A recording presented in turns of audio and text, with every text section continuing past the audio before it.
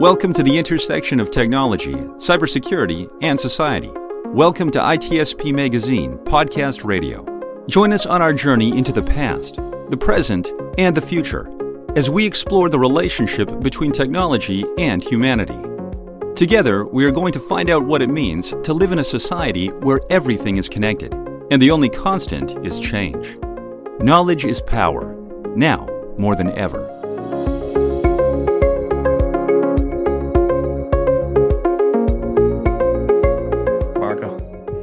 Sean, are you feeling overappreciated today? I don't know.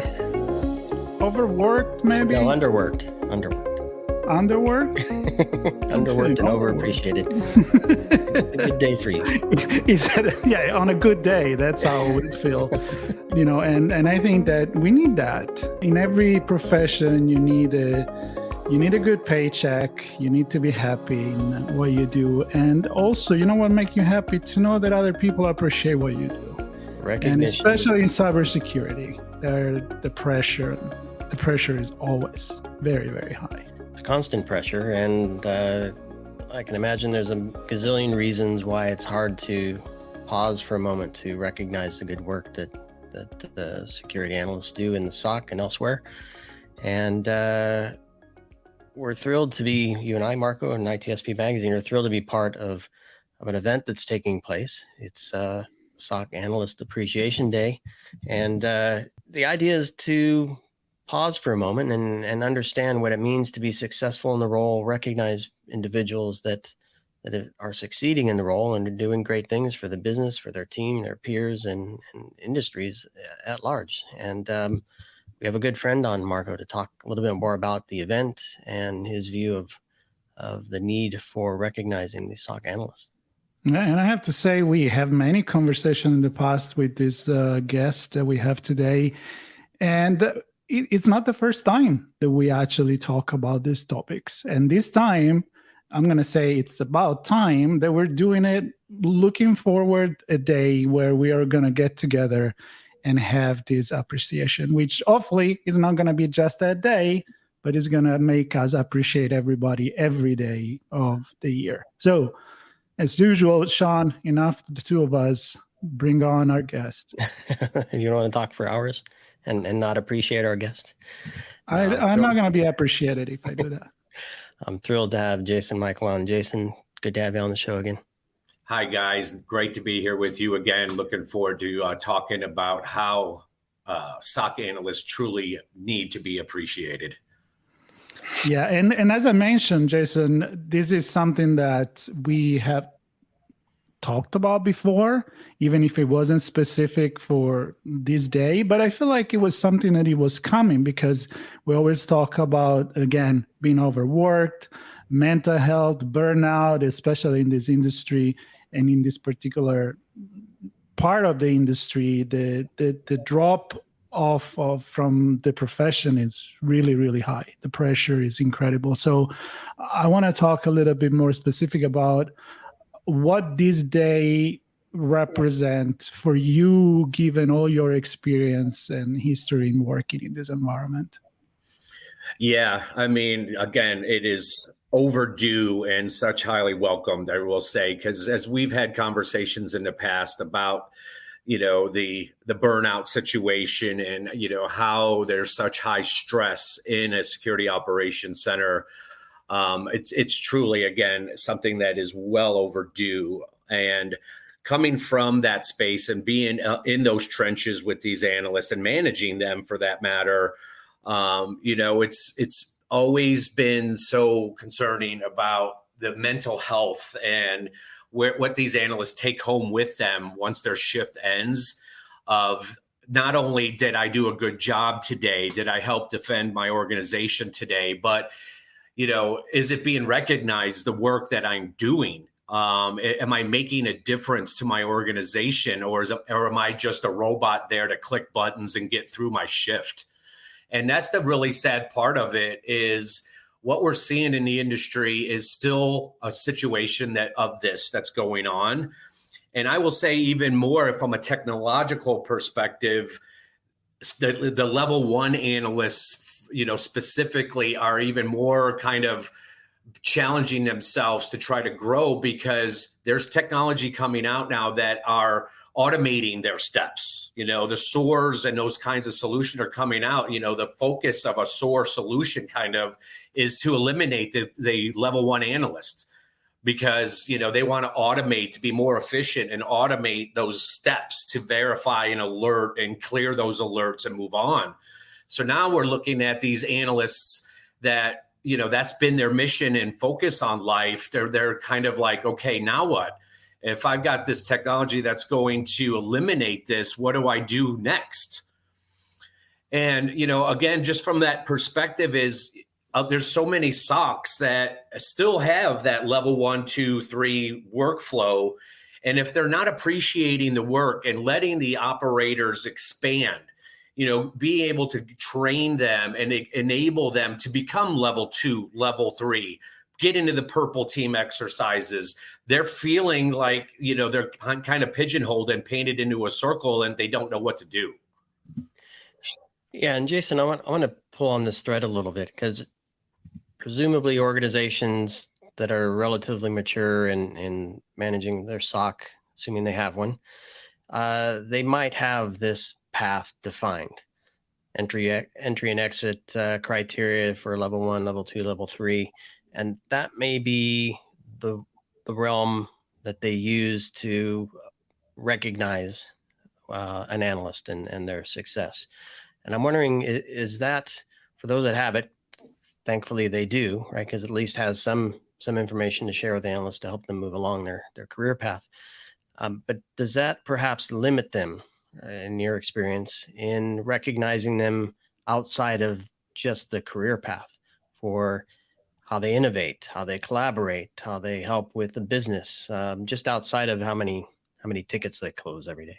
Yeah, it's a good question, Sean. And in my SOC that I was running, I actually focused on just that with my analysts. I made them shift every quarter. That level 1 had to go to level 2 and get that that time in that trench. And then they'd go to level 3 so they could continue to learn and expand on their educational experiences. So they're not just pigeonholed into a person that just has to clear alerts. Another thing that I focused on was, if an analyst during his steps, whether it was 1, 2, 3, identified a gap or a weakness or a flaw in our infrastructure, pointed out, define how, what the flaw is, develop a situational awareness plan, and help us, come up with a strategy, whether it's technology, it's process, it's flow, so we can fill that weakness. And by doing that, what that does for the operators is it feels like they're being heard, right? They're feeling like they're being empowered, that they're helping make a difference, not just a button operator. So for me, Jason, is there a definition of how an analyst can or should be measured? Because there's a lot of things that I can look at, from how well they interact with the technology and how well they meet their MBOs or management objectives. But are there things like mentorship and team collaboration, perhaps some softer elements that need to be defined and then measured? No, you're right. It's exactly that. It's not just their MTTR or, metrics that they get measured against. That's always in place and necessary. But that's just showing their effectiveness. But it comes back to, like I was just talking about, where if they've uncovered a exploit or, again, a weakness or a flaw in our prevention techniques, how they can develop the relationship with the operators and administrators and the other team members to say, guys, I just found this here, let's strategize of how we can improve our posture so we don't get hit by this again, or we can prevent it from happening again. So those soft metrics are, it's not just, hey guys, I found something, throw it over the wall, you guys figure it out. It's a team. We're all in this as a battle together. And the more an operator has the ability to share his thoughts, his perspectives with the other team members to help defend the organization, the more the appreciation is felt. Because again, it's making them feel like they're empowered, they're being heard, and they're not just sitting there as being benchmarked against how many alerts they're getting through or how many incidences they can work. Yeah, and I'm glad you mentioned, both you and Sean, this soft. I hate the word soft skill and that definition in many different ways in this industry. And I am so actually happy to see that this day that we are celebrating and appreciating this profession, it's really not about making a technical list of how we measure all of this. Is really honestly to give some kudos to these people. It's really a way to use our soft skill to show them how much we appreciate them. And I like to take maybe a couple of minutes to kind of preview what this day is gonna look like. So Jason, a little bit of a preview. I know it's still like building up, but it's coming up on October 20th. So a couple of teaser for it. Yeah, I mean, this is the thing, right? Where we want to acknowledge some people that have gone over and above and that deal with these challenges and issues that they deal with on a daily basis. So, we're doing some voting and we're compiling some results of who do we really feel as went over and above in this workplace, because again, it is so underappreciated or even underacknowledged. If you look at an organization, the SOC is such a behind the scenes situation.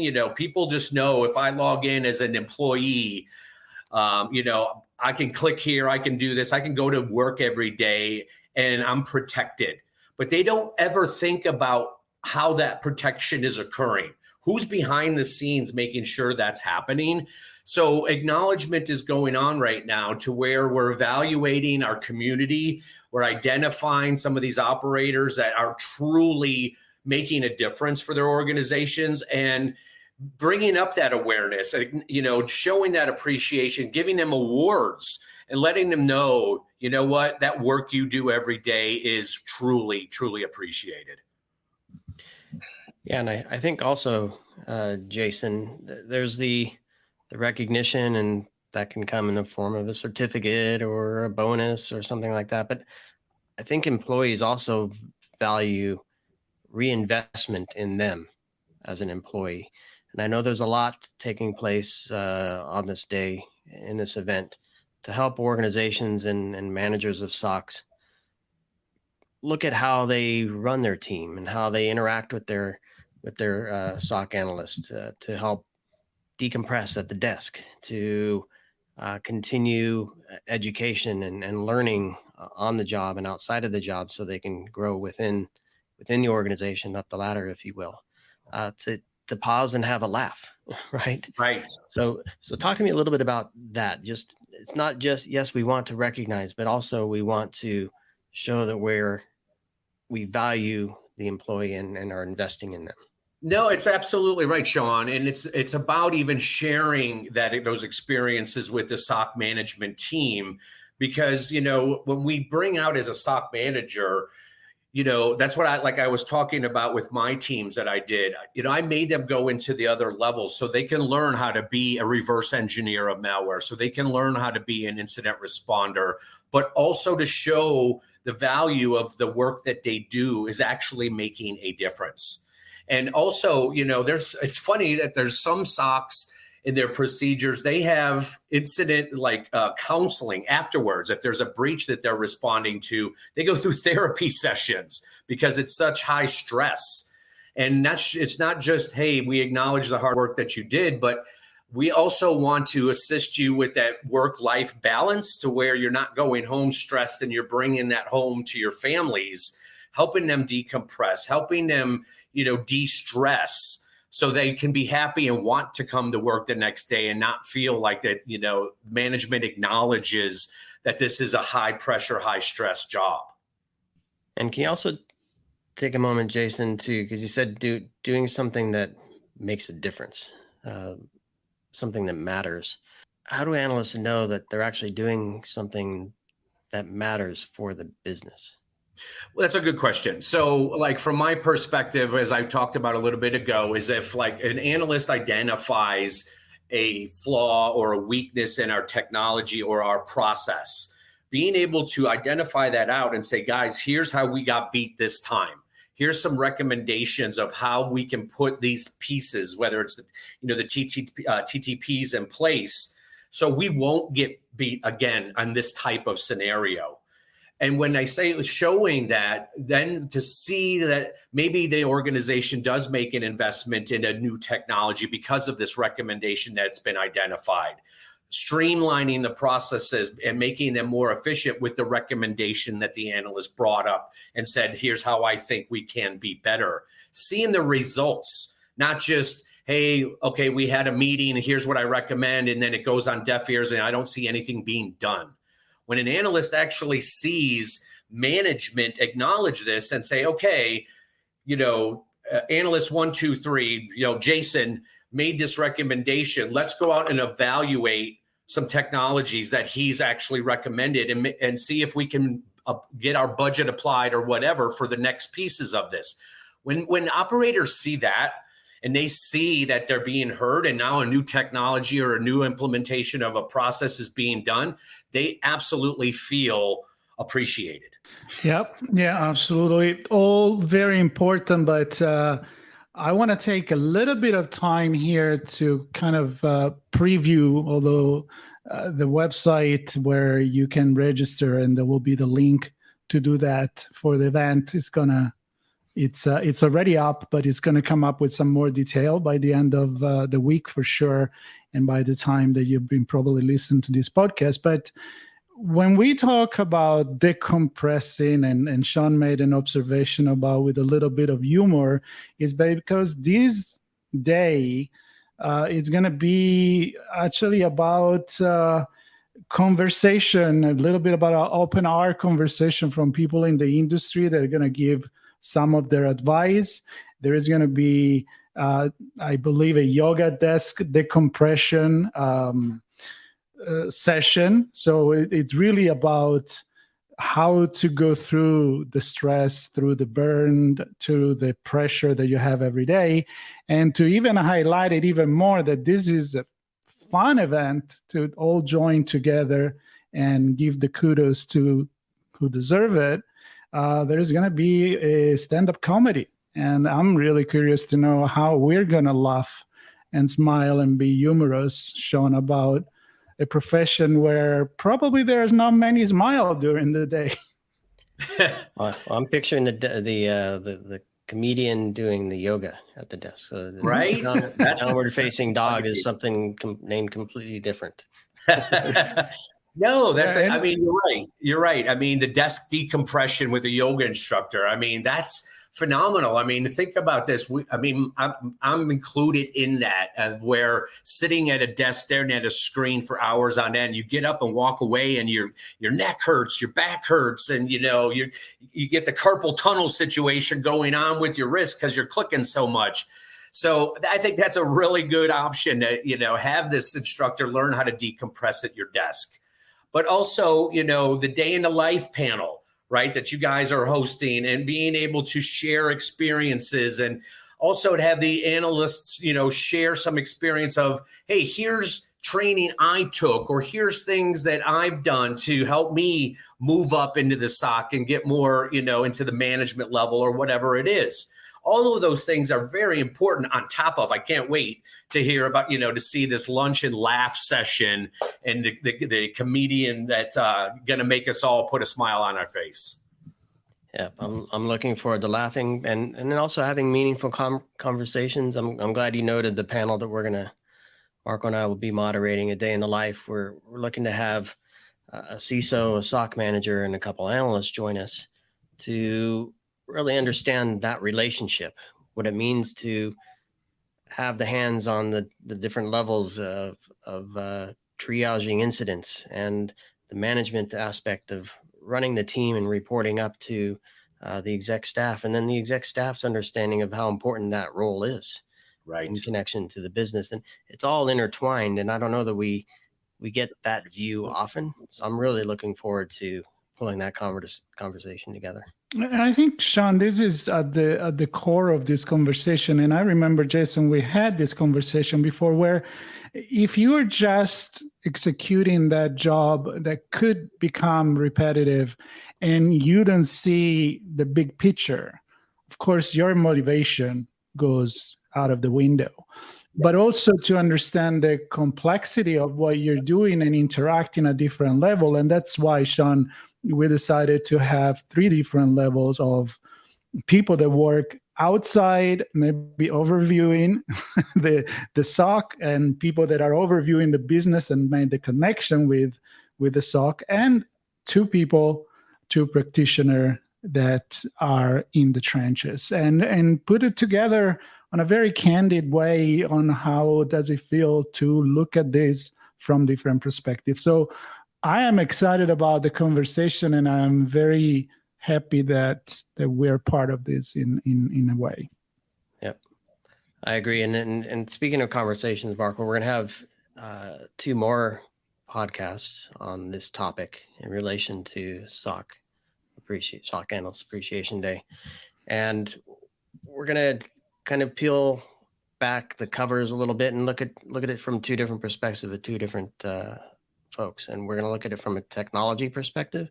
Where is the SOC analyst innovating to help them and their team succeed, again, in the context of the business? And then kind of flipping it around, what does the operations look like in support of meeting business objectives? So Marco, we talk about it a lot. You need to have information security, cybersecurity to protect the business, but there's an opportunity to help grow the business as well. And I want to have a conversation of how the SOC and the SOC analysts can help contribute to that.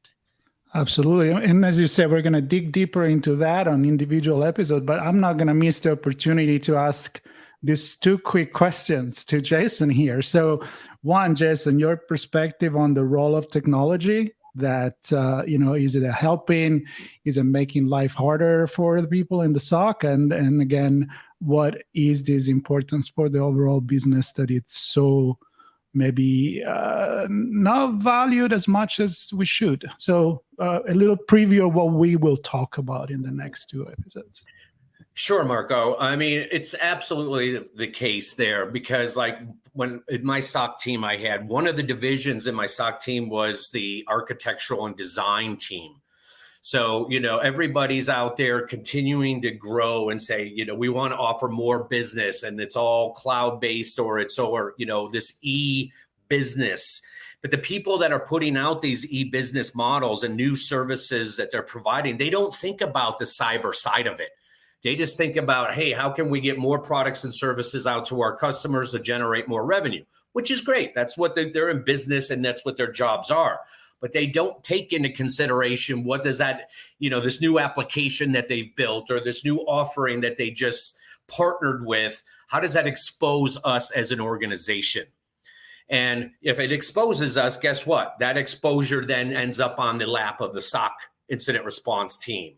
So I always felt it was critical for members of my SOC team from the architectural and design perspective to be part of the evaluation of if they're taking something to market, do we have all the TTPs checked and assigned to make sure when we launch this product and service, we aren't exposed come day one.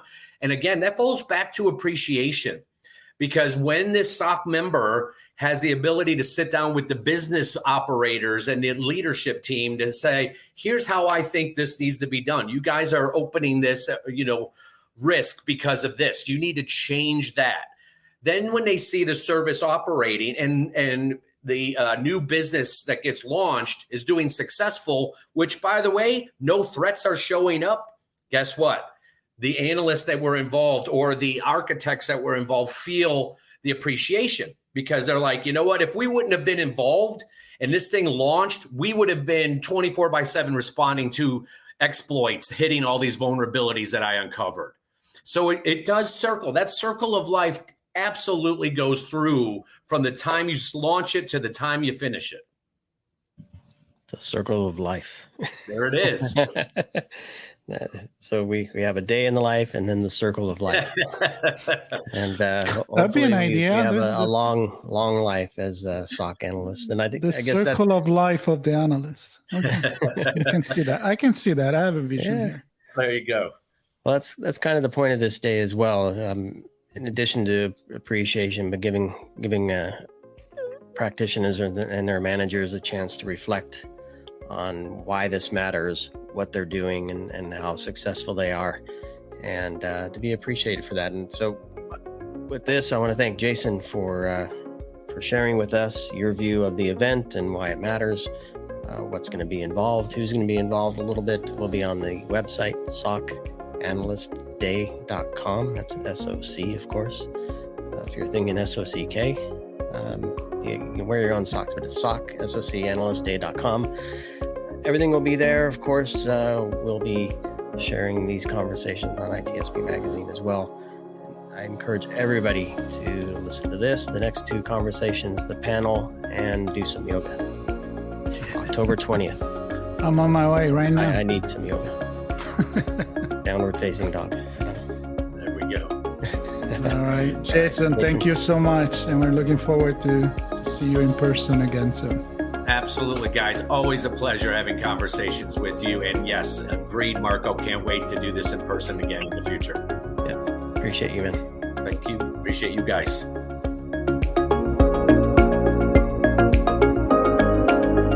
We hope you enjoyed this conversation. If you learned something new and this story made you think, then share itspmagazine.com with your friends, family, and colleagues. If you represent a company and wish to associate your brand with our conversations, sponsor one or more of our podcast channels. We hope you will come back for more stories and follow us on our journey. You can always find us at the intersection of technology, cybersecurity, and society.